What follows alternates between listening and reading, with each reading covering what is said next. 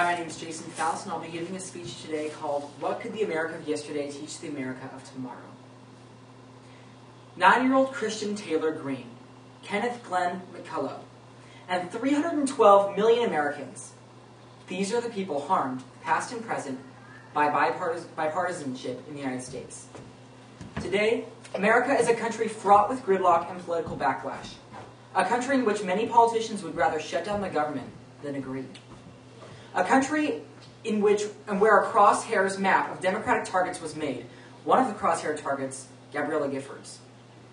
A country where Christian Taylor Greene is murdered by a man aiming for a congresswoman, where Kenneth Glenn McCullough is killed in a domestic terrorist bombing in Oklahoma City, and where 312 million Americans watch their elected representatives argue with red faces and truculent speeches wondering, what has democracy come to?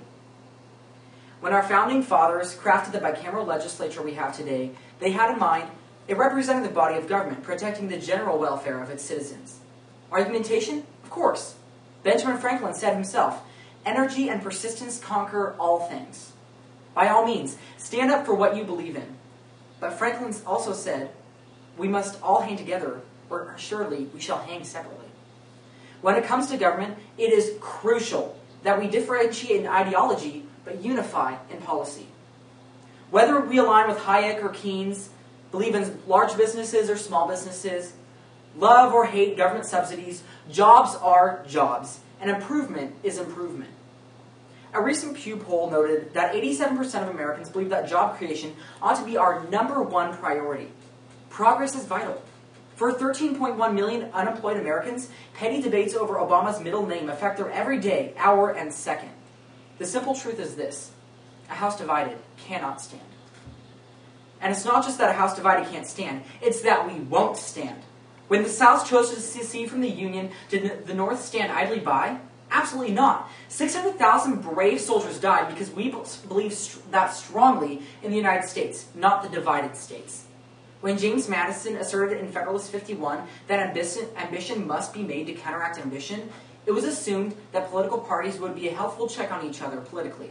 However, he never even came close to saying ambition must destroy ambition.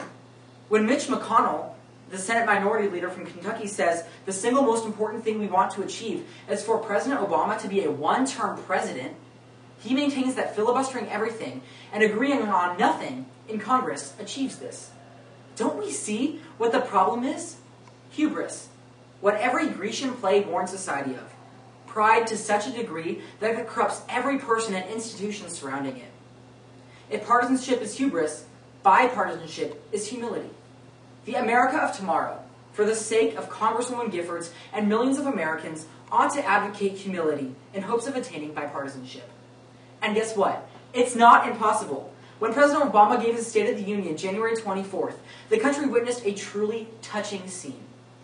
When President Obama gave his State of the Union on January 24th, every single time Congresswoman Giffords tried to stand up and clap, her fellow Congressman from Arizona, Jeff Flake, would help her up. Congressman Jeff Flake is a Republican, while Giffords is a Democrat. Yet in the moment, no political parties existed, because friendship supersedes political ideology. Amidst egregious gridlock and cutthroat debates, there is hope. And don't we see the impact of this hope?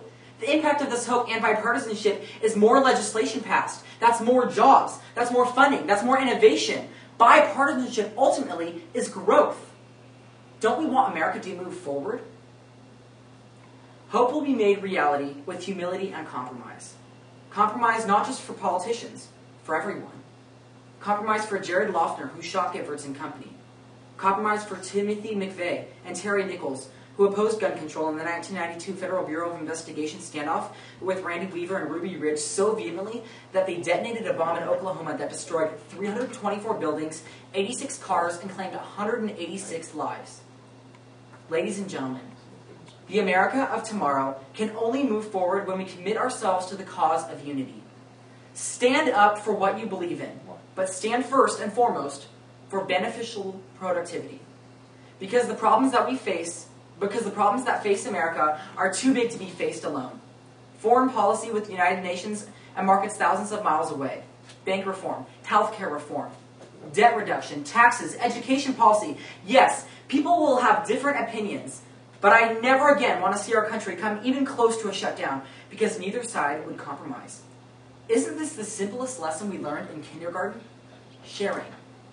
In a country molded together with stars and stripes, Democrats and Republicans, the public sector and the private sector, liberals and conservatives, entities of atheism and religion, people gay, straight, black, Latino, Chinese, Anglo-Saxons, America is the melting pot, the most diverse country on the planet.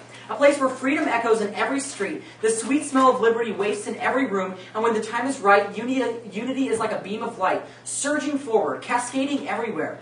I urge us all to dedicate to that beam of light, because light is best shined in dark places. In a time of gridlock and haranguing speech, it is your duty to shine that light. Ignite that spark of unity, fan it into flame with humility, and I assure you, the America of tomorrow will be a better and brighter place indeed. Our beautiful country can maintain its political hubris or strive for unifying humility. I sincerely pray that the America of tomorrow begins advocating the latter. Thank you.